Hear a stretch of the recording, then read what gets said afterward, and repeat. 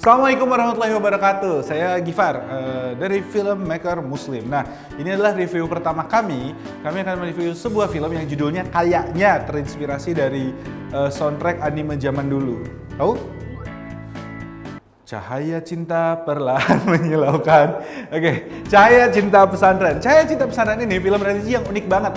Biasanya film religi di Indonesia itu berkisar seputar jodoh, poligami, kuliah di luar negeri, jalan-jalan keliling nyari tempat yang instagramable. Tapi Cahaya Cinta Pesantren ngambil tempat lokal, biarpun tetap instagramable ya. Dia ada di Danau Toba sebagai setting awalnya. Habis itu dia pindah ke sebuah pesantren yang kalau di film nama pesantrennya Pesantren Al Amanah.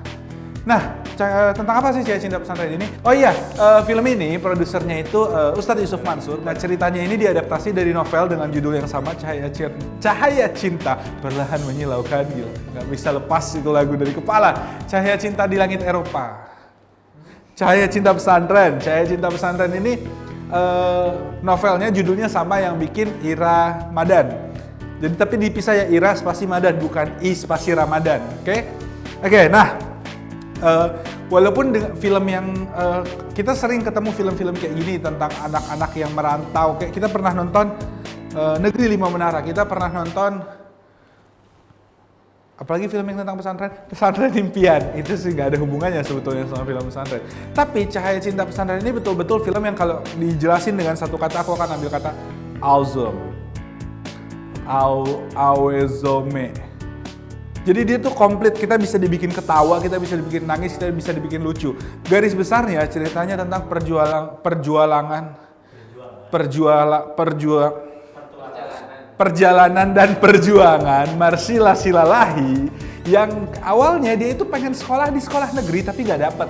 Pengen sekolah di sekolah swasta, kata ibunya, sekolah swasta itu mahal Marsila Silalahi gitu kira-kira. Nah, akhirnya diputuskan Marsila Silalahi masuk ke sebuah pesantren. Nah, di pesantren itu anak yang tadinya bengal banget dan pokoknya gak maulah masuk pesantren, apalah enaknya pesantren gitu kan kata si Marsila Silalahi ini. Nah, tapi dalam perjalanan dia menuntut ilmu di pesantren, dia menemukan persahabatan, cinta, dan kerinduan pada orang tuanya. Tapi Marsila, jadi kalau aku perhatiin ada dua konflik utama di film ini. Yang pertama, Marsila Silalahi yang kecewa karena dia dimasukin ke pesantren. Yang kedua, apa konflik utama keduanya? Ya, perjuangan dia di pesantren. Nah, jadi bagaimana Marsila Silalahi ini akhirnya berdamai dengan perasaannya yang membenci keputusan ayahnya untuk masukin dia ke pesantren. Di dalam pesantren, Marsila Silalahi ketemu sama orang-orang menarik. Sebut aja 4 teman dekatnya yang berasal dari latar belakang yang berbeda-beda. Nah, ada... Ini ketahuan banget, aku banyak dibantu. Hai semua. Siapa? Orang Padang. Siapa? Aisyah, Encut, Manda. Manda itu dari Malaysia. Kalau si Aisyah ini dari Padang. Kalau Encut ini dari Aceh. Nah, yang menarik dari penulisan naskah film ini, dia tuh bener-bener ngegambarin aksen dan logat yang berbeda-beda. Jadi ada si Marsila Silalahi itu kan ceritanya orang Samosir ya, orang Toba gitu, orang Brastagi kali dia ya. Nah, dia itu ngomong dengan bahasa Batak yang pernah sih Yuki Kato beberapa kali kelepasan aksennya hilang, tapi no problem lah karena 90% aksennya tetap ada dan itu bagus gitu. Terus si Manda, aku paling suka karakter di sini, karakter yang diperanin sama Sylvia Bling ya. Sylvia Bling yang jadi Aisyah bukan? Ya, Sylvia Bling itu jadi Aisyah. Dia tuh lucu banget di setiap teman-temannya serius nanti gitu. Dan dia lucu. Jadi itu bikin apa ya, ketawa dia tuh kayak dia menikmati banget berada dalam lingkungan itu gitu. Nah, beda lagi sama Encut juga berhasil. Encut ini siapa yang main? Something, maaf ya aku lupa.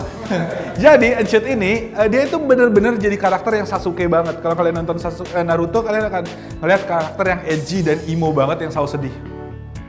Nah, itu Encut kalau ketawa pun gini. Jadi dia selalu sedih gitu. Tapi Encut juga berhasil membuat kita terharu berkali-kali. Walaupun spoiler alert, aku kurang suka penyelesaian Encut dan Marsila Silalahi.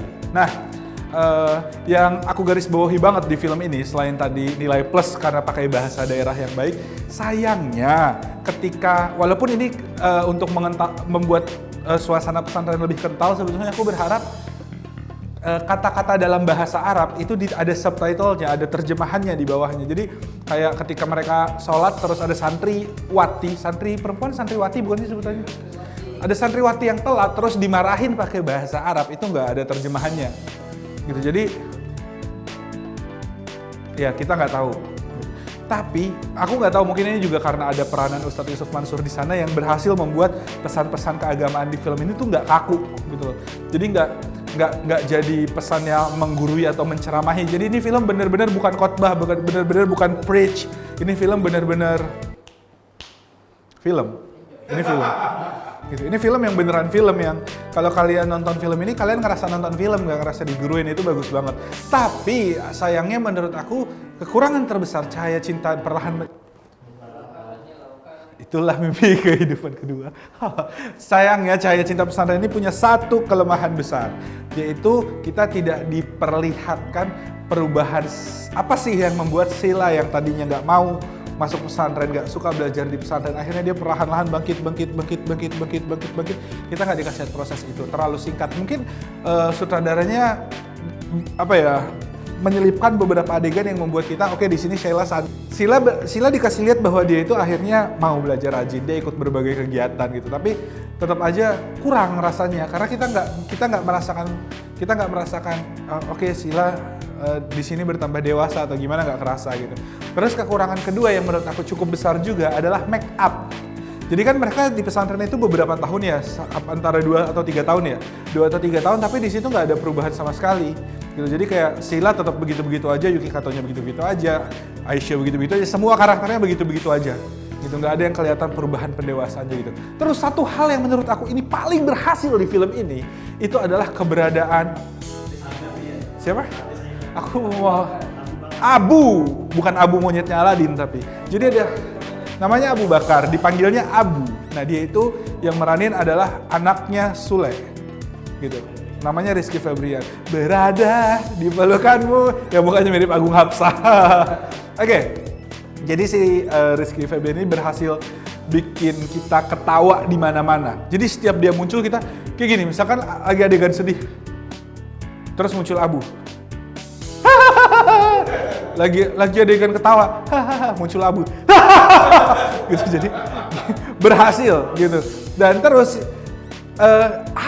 gimana ya, dia tuh berhasil membuat film ini jadi penuh warna. Sebetulnya kalau satu lagi, film ini tuh kan sebetulnya pemaparan, karena kita pada akhirnya nggak diperlihatkan bagaimana si Sheila berdamai dengan ayahnya. Aduh, spoiler, pokoknya begitu gitu.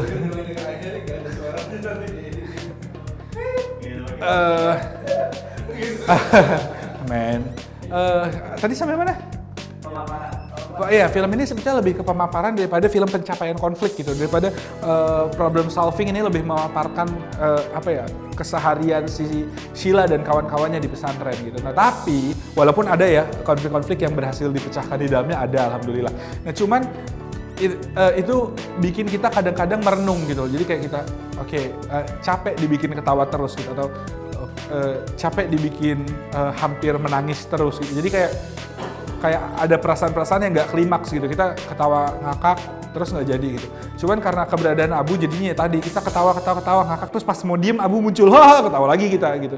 Cuman sekali lagi kita harus menghilangkan title anaknya Sule dari Rizky Febrian. Febrian atau Febian? Febrian kan? Iya. Febian. Rizky Febian. Kita harus ngilangin title anaknya Sule dari Rizky Febian.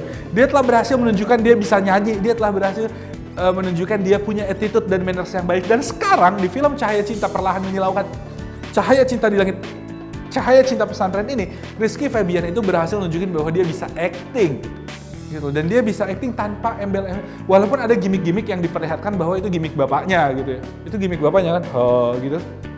Nah ya itu, gitu, nah itu gimmick bapaknya sebenarnya. Tapi itu jadi sesuatu yang bikin orang yang nggak tahu Sule pun jadiin itu gimmick Abu di film itu gitu, dan itu berhasil gitu. Jadi selamat untuk Rizky Febian karena membuat Cahaya Cinta di Langit, karena membuat Cahaya Cinta Pesantren menjadi film yang betul-betul keren. Jadi dari skala segini nih, ini film layak tonton. Ini film harus ditonton. Ini film layak tonton. Ini film sunnah ditonton. Ini film wajib ditonton. Ini film wajib ditonton dan direkomendasikan ke orang lain. Cahaya Cinta Pesantren itu di sini nih. Dia hampir paling atas gitu. Kenapa hampir nggak paling atas ya? Kalau paling atas banget nanti dikira kita dibayar. Baiklah, itu saja dari kami. Jadi pulang dan tonton. Ini mumpung masih ada Cahaya Cinta Pesantren, sekarang berangkat nonton. Dan ini nggak disarankan, nggak cuma untuk orang-orang yang religius saja, nggak cuma orang-orang yang Islam saja yang harus nonton, yang berhak nonton film ini. Kalau yang berhak, semua orang berhak nonton ya. Maksudku, film ini memang dibuat dengan setting pesantren dan nuansa keagamaan yang pekat gitu. Tapi ketika nonton film ini, sekali lagi kita nggak ngerasa dikutbahin, nggak ngerasa diguruin. Kita akan ngerasa nonton film gitu. Jadi ada film yang terlalu banyak pengen masukin pesan moral sampai akhirnya nggak bisa dinikmatin. Mereka lupa bahwa filmnya itu dibuat untuk menghibur orang. Cahaya Cinta Pesantren ini berhasil menyampaikan pesan-pesan dengan cara yang menghibur. Saya Gifar, pamit undur diri. Terima kasih. Assalamualaikum warahmatullahi wabarakatuh.